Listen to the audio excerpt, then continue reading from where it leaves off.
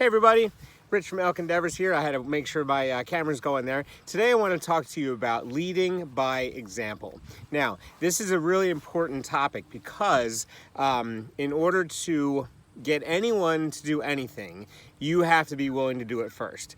Okay, so and that many of you have probably heard that before, but as a leader, you really have to live by that. You have to live by that rule. And I'm very fortunate to have been in many different situations in my life where as a leader, I had to do things, right? So when I was in the Army, I had to do things. I would never ask my soldiers to do stuff that I wasn't willing to do myself. Now, they had skills that I didn't have, and often I would ask them to teach me how to do the things so they would know that I was willing to do them, but ultimately they wouldn't want me touching a lot of the things that they worked on. But my point is that I was willing to get down and dirty and do the things that they were doing because I believed in what they were doing and I wanted them to believe in me. So the biggest thing that I wanted to talk about was a specific example, and that was when I was with Cycle America. And as a bicycle tour director, you have to be able to ride. You have to be able to ride a bike, and ride a bike well, obviously. So, but the odd thing about being a bicycle tour director is that it's a year-long job. And so when you're trying to get things ready for like I did a cross-country tour, so I did that 4 times. So the first time I did it from San Francisco to New York, and then I did 3 tours from Seattle to Boston. And in the Seattle to Boston tour, there was a ride, and the lore surrounding this ride was enormous. Okay, it was from Worland, Wyoming to Buffalo, Wyoming, and it's a 91-mile ride. There's one road that goes from Worland to Buffalo. That's it, and it goes over what's called Powder River Pass. Now, the thing with this ride is that in 1999, in 2000, they did this ride, and the person that planned the route did not warn the cyclists well enough, or at all really, about the difficulty of the day. So when I went and I was leading the tour, I had heard the fiasco from the year before. So I said, listen, I started like right in Seattle. I said, listen, we get 3 weeks into the tour, we're going to be going from Worland to Buffalo, and it is a bear, right? And it was really, really difficult. So I started the tour. I then went on another tour. I had to go lead another tour, and I came back I came back about 2 or 3 days before the Worland to Buffalo ride. Now, again, with being a director, you don't ride all that much. You ride on the tour, but before the tour, you're not training for the tour. So you're sort of like, you start training when the tour starts. So what happened was I live in Minnesota. You're staying up till all hours, getting things ready. You're waking up early. We would go out for a beer or two after work. All of us smoked at the time. Minnesota it was like you were required to smoke, right? So here I am. I'm a smoking cyclist, out of shape in terms of cycling. And I got back to the tour, and 2 days later I had to do this 91-mile ride that was almost all uphill. So the first 25 miles, you leave Worland, and there's a steady incline uphill. It's not, you can't really notice it, but you notice it after a while, and that's 25 miles. And then you do about 40 or 50 miles like uphill with like switchbacks, Tour de France type stuff. And then when you get to the pass, the whole point of climbing a mountain on a bicycle is that when you get to the pass, when you get to the end, which is supposed to be the end, then it's supposed to be all downhill, right? So you ride 40 or 50 miles up, and then you hit the pass, and then it's like you zoom down to the end of the tour.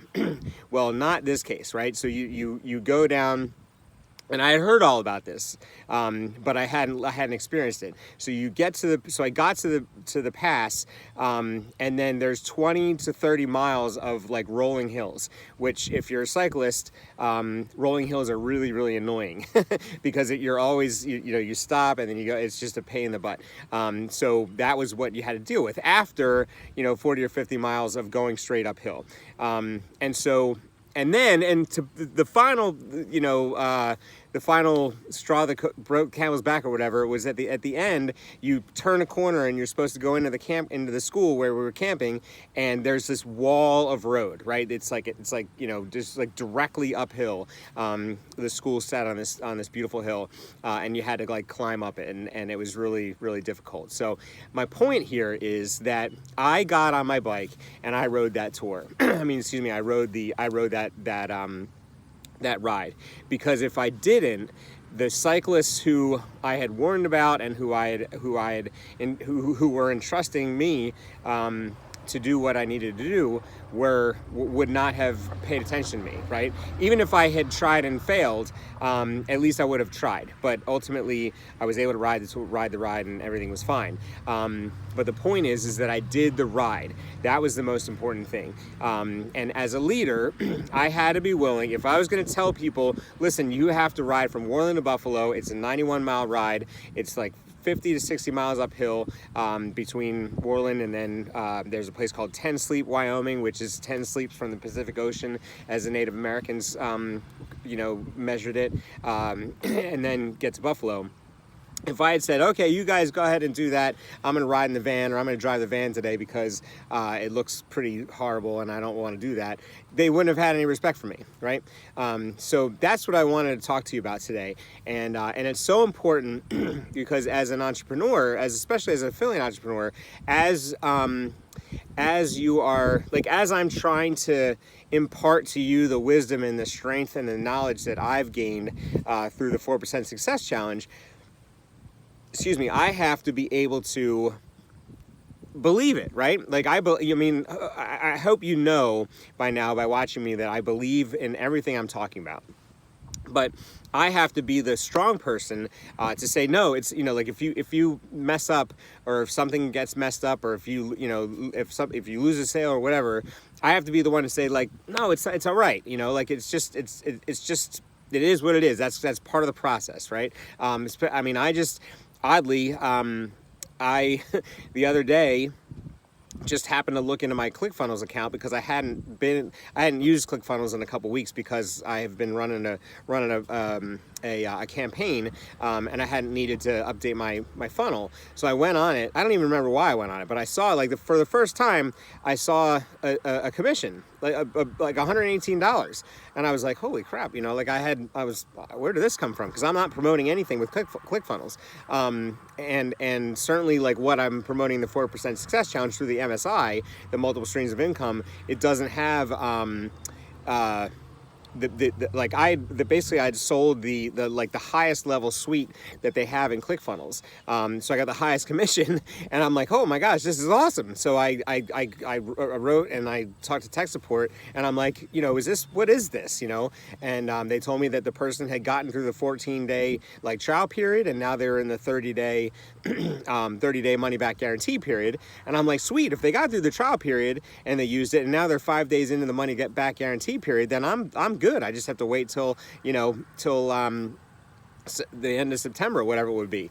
And so I was all excited, and I wasn't going to tell my wife, because this is a different thing for me in terms of an MSI. She doesn't really understand the concept of MSI, and so I told her, it was in a text thing, and I was like, I wasn't going to tell you this, but I wrote and this, and she was like, we're all excited and stuff like that. And then last night, I went on to look at my actual funnel, because I needed to start looking at a different campaign, and I had lost a sale. They had returned it, and I was like, oh my gosh, I can't believe it. I was so bummed. For 2 minutes, I was just like, what the heck, and it's like heartbreaking, because when you're first starting out and you're getting some sales and then you get to that end of the 30 days, and it's like you get to that 29th day, and then you get to the 30th day, and then even like the 31st and 32nd day, when people are like, oh, I didn't know my thing was gonna expire,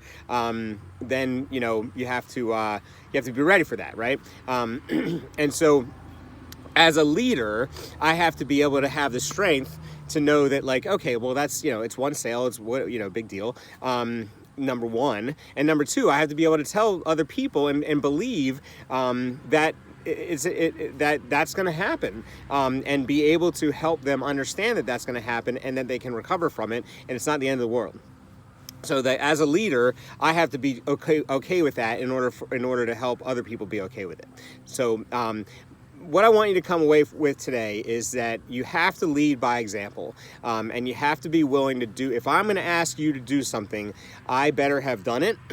Like I'm a member of the 4% Success Challenge. I've gone through all this stuff. I'm doing my best with the program. I'm succeeding with the program, but I took that first leap. If I'm asking you to take the first leap, then I darn well better have done the same, which I have. And I would never ask you to do something that I hadn't tested out prior, right?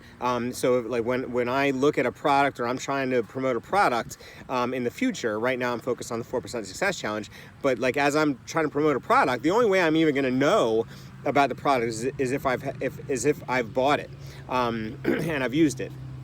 And there's some products that I use that I wish there was an affiliate program for. Like I use cross rope jump ropes, and that's my like fitness regimen right now. And I absolutely love these jump ropes. And I wish there was a way that I could be an affiliate for them, because I would promote the heck out of those ropes. But there's not. So, but that's the thing, is if I'm asking you to do something, it's because I believe in it fully.